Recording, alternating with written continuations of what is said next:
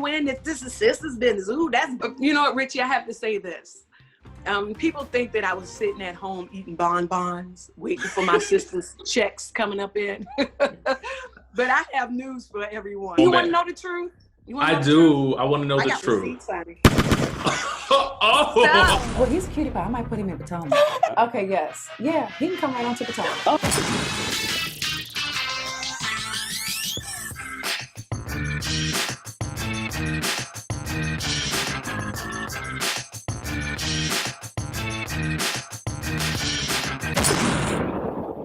What's up, Sky Squad? It's your boy Richie Sky, back with another video. Listen, I don't know if you guys happened to catch last night's episode of Braxton Family Values, but it was intense. We got to see Trina's beautiful wedding, and we also had a lot of drama last night. It was quite an episode. But one of the ladies at the center of most of the drama last night was Traci Braxton. And you know, I've been wanting to have a conversation with her for quite some time, and thank God we were able to make it work. And the timing just so happened to be right that it coincided with this episode right here where so much happened. There were a lot of tweets that went out last night as well after the episode, and Traci is going to be clearing up some of those misconceptions, and she's going to set the record straight from her perspective. So we're going to get into everything that Traci has to say right now. All right, Sky Squad, we are back with another video. And as you guys can see, in the house, in the building, is Traci Braxton. Thank you, Richie Rich. I'm so happy to have you here. I was talking to you just a few seconds ago, and I've been talking about this with Cookie, who helped me kind of facilitate this, about your journey with setting boundaries, because I felt like that's something important that we all can get something from. Before we get into that, I want to just know how have you been doing during this pandemic, and how is Kevin? Doing really good. I'm staying in the house. If we're not taping or anything like that, for me not doing any movies, being in the movie scripts, yeah. I just been in the house, quarantining like I'm supposed to. I don't want to mess with, I don't want to mess with me. I mean, we beefing right now. So, you know, I'm giving on to their boundaries, okay? You stay over there and I stay over here. Everybody's doing great. Good. What was filming like during the pandemic? I mean, was it difficult to do? Setting up like your own confessionals, how was that process? Oh, besides doing your nose being violated every 72 hours, it was pretty good. I mean, you know, I do my own makeup and, you know, just taking time to yourself and reflecting on yourself before you speak, you know, because you want to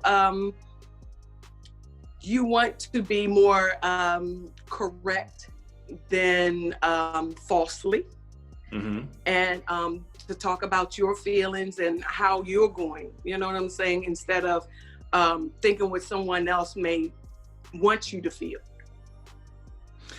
Do you feel like that was your experience throughout this process on reality television? Do you feel like you've always been as accurately portrayed as what we see on the screen? Do you feel like that's accurate? I think whatever I did on television, they're going to use.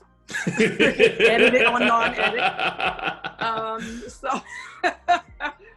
So I think my journey has always been setting boundaries and not trying to portray me as this bitter 20-year bitter kind of thing, because it's the behavior, and the behavior been going more than 20 years. So and also I made 2 successful albums, whether they like it or not. I did it. So, you know, I'm being a successful woman and keeping my strengths up and being positive. Just living for me and my family and my new generations. You know, I was thinking about this idea of, you know, we've seen the Kardashians But I feel like something that we get from the Braxtons is, I feel like what I'm seeing from your journey is real. The good, the bad, all of it. I mean, and I feel like specifically with you, I have to really commend you on your bravery, because I feel like you have been so transparent with your journey with regards to your sister's past experiences, and now sort of stepping out into your own with your own albums, and just sort of standing in how you feel. How did you get from where you started at when the first episode aired to this point now? You know what, Richie, I have to say this. People think that I was sitting at home eating bonbons, waiting for my sister's checks coming up in. But I have news for everyone. I used to work with emotional disturbed adolescents as a residential treatment center. She's pretty smart, okay? And I worked with kids. I worked with Oak Hill, with VAMP, through VAMP. I worked youth services. So I've been working with them for more than 20 years before Braxton Family Values started. So I was a career woman. So I was out there in my community, giving back to my community and giving back to the youth. So I just wasn't sitting at home just eating bonbons and waiting for people's checks to come in. Maybe my husband check, but but not, you know, not my family check to come in. So when Braxton Family Values started, I just had to say, okay, Traci, you have to give yourself. You have to give yourself, because I was like an ordinary working class citizen.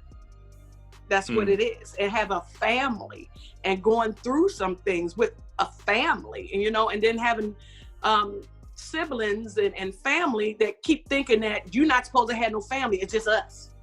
You can't go out and attend to your family or your needs or your threshold, because we're going to dictate that.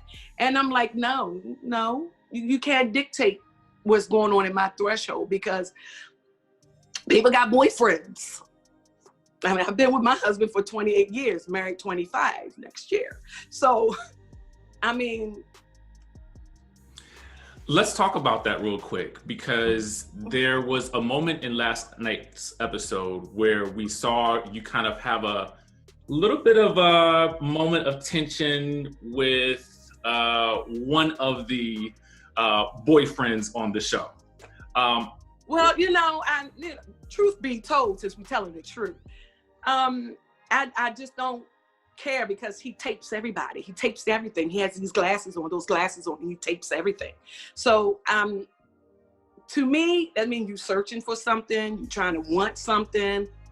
So you know, even though my family knew him, or when we taped back in the day, you did the album of the Braxtons, that was about 28 years ago, but I don't know him. I only sung with you, I've been in the studio with you 3 months out of those years.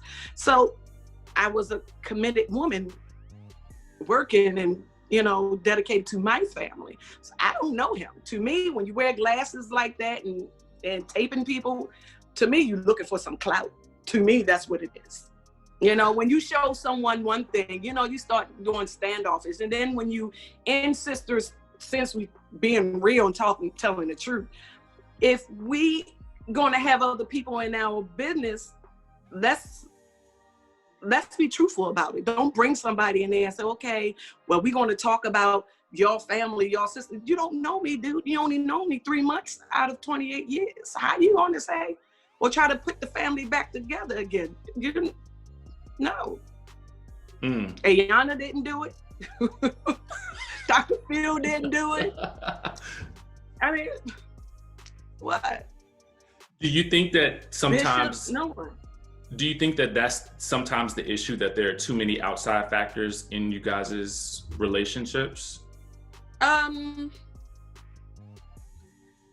don't think that, because see, once you start bringing other people in, I'm standoffish. I don't really say anything until I really have to say something, because if my husband would have done that, everybody know he would have gotten the 5th degree. Everybody know that. You know, why you in this? This is sister's business. Ooh, that's. attitude, you know. So we know what it is. We might as well call it the black sheep a black sheep. Bad. So, you know. Okay. Can we talk? I want to talk about what happened at the wedding, just a little bit. You know, you had the moment. You want to know the truth? I do. I want to know the truth. Receipts, honey. Oh. So, talk to us about it. Tell us about what happened. When my mom sat down, I was kind of perturbed because, all right, haven't we seen Tamron Hall? Mm-hmm. And what was said on Tamron Hall, like things was created for drama. Mm-hmm. So when they sat my mom down, to me, it was created to cause drama. And I sat there and I saw it like, are you kidding me? Are y'all really doing this for some drama? When they sat her... they set my mom there. You know my mom. Everybody know from scene 1, episode 1, my mama cannot sit by my father. She may say she grown some. Ooh, look at God. I didn't do that. Oh gosh, yes. But come on now. We know it's a bittersweet kind of feeling for my mother. And to have my mother to keep living that bittersweetness, even being in her face and slapping her in the face. Come on now. My father being respectable, Miss Warner being respectable. Can anybody else be respectable to my mother? So I just sat there, was like just sitting there. I'm like, are you kidding me? Right. And then, you know, at the antics. So I said, you know what? Let me go sit myself in the back. I'm good. Olivia ain't say a word. I don't know where they got that from.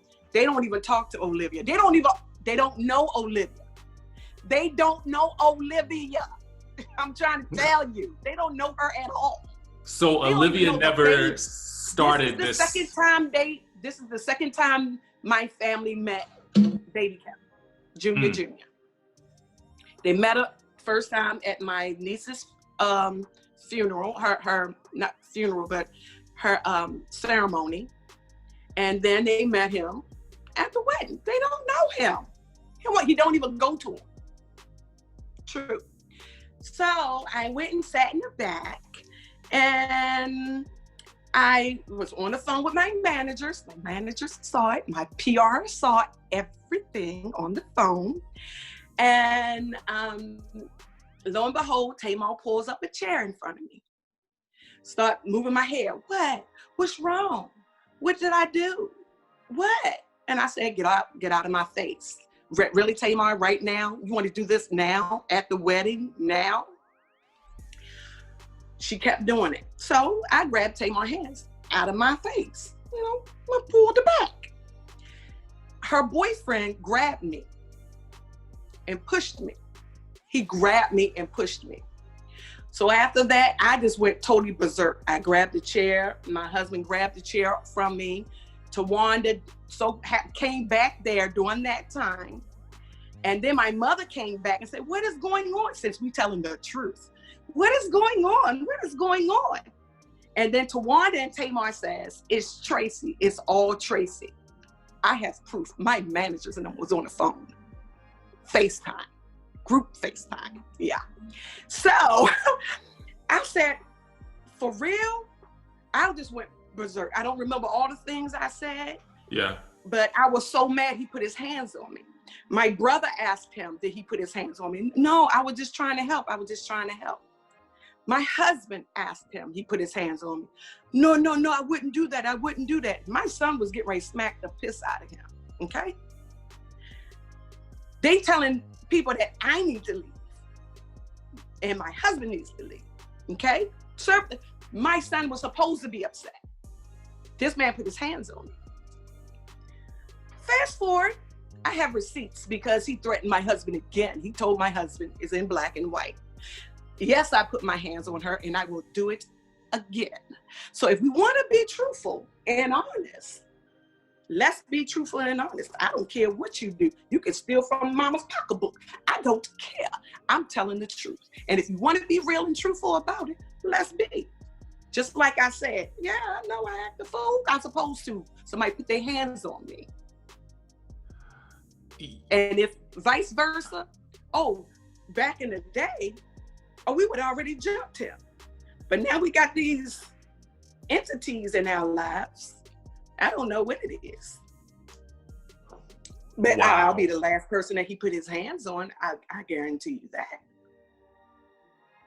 It's just the same behaviors. Like her assistant put his hands on me. So, I mean, it's the same behaviors. So, yeah. So that's what happened at the wedding. I wasn't ready. I didn't want any drama. I didn't want any drama because it was Trina's day. That's why I removed myself. I didn't want any drama. Yeah, I even had somebody shake their in front of me, twerk them and lick they like that at me. And my managers and them was on the phone. They synced everything. My PR, my managers, I had it on group text. Group, don't you know how you have the group thing? Yeah. So why was it that they said on this show that this was Olivia's doing? You know, to me, when someone does antics, they got to blame someone to make it like, oh no, it's not, she's putting everybody in it. She's putting her son in it. Well, we grew up, you know, we have to have our mother's back. That's our mother, all indifferent. But if my son have my back, you stay in the child's place. He's a grown man. He is 25 years old. He make his own decisions. He bought himself a house. He bought himself a car. So what I'm telling him, you grounded, take his house keys, take his car keys. Feed him. You can't see your son and your girlfriend or your fiance no more. I mean, come on now, if we want to be truthful, I mean, so, you know, to me, it's so disheartening. I bite my tongue. I, say, they're my sisters. I love them, and I get these things on social media that my sisters put out on me and just be just so mean and just, you're not just someone off the street or a fan of a fan. You're my siblings. And it's so disheartening. Like, are you kidding me? This is what we need to do? But guess what? Everybody's family go through that. So that's why we're doing Braxton Family Values. Everybody's family goes through that. Everybody got a family that, a family member that feels as though I can say anything I want to say, but you better not say nothing. Mm. Or they got a family member that, okay, I'll be quiet. All right, I'll just take it in. All right, I'll be the polite one. Or to be the one that, you know what, I just don't see nothing.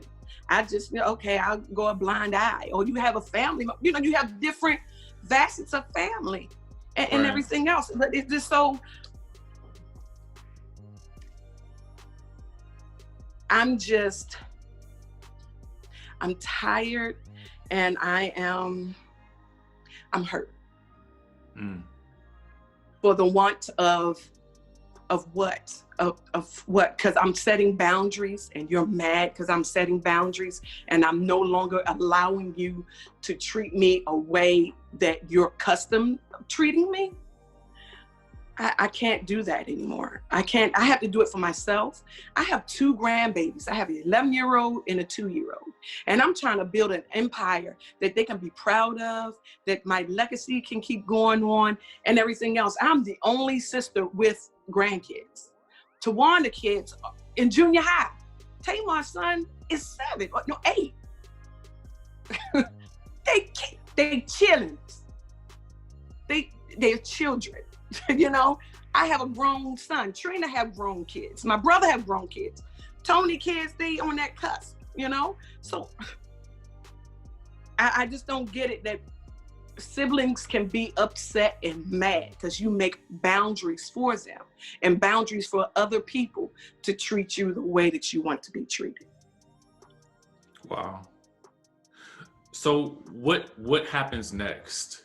How do you move forward? Or is it that you just move forward on this journey by yourself? And if they come around, they come around. How do you deal with that?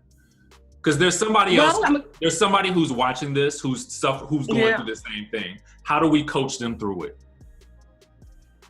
Continue with your boundaries. Don't be afraid to say no. It's okay to say no. You know, sometimes we get afraid. No, I don't want to say no to them. I don't want that repercussion. Oh, they're gonna be mad at me forever. And it's okay to say no. God darn it, no. It's okay to say that, you know, and just keep on with your boundaries. Because guess what? Either they gonna fall or you gonna crumble. Which one is it? Because I'm not gonna crumble. I'm gonna keep on being the person that I know I need to be to better me, to be the better Traci that I know how to be, especially for my grandkids. You know, as I was watching you last night with the therapist, I actually was shedding tears because I could relate to just the feeling of loss and just, I almost felt like you broke free in that moment. How has therapy been for you as you've gone throughout this journey? Therapy, it continues to help.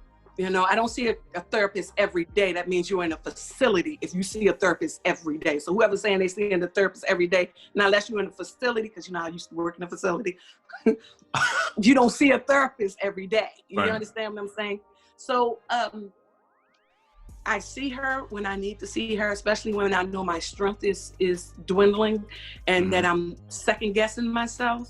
Yeah. But you know, seeing a therapist, it helps. And us as people of color, is I mean, you don't need to see no therapist. Just talk to yourself. You got the mirror. Yeah, you can talk to me.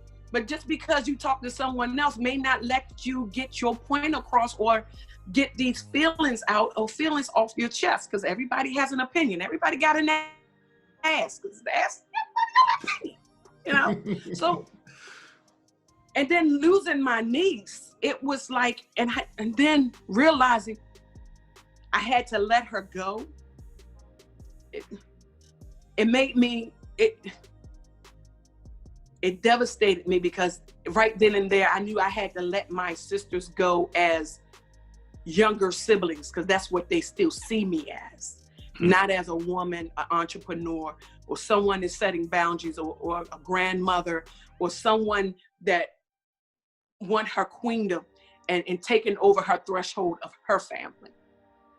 And so that was that moment for me.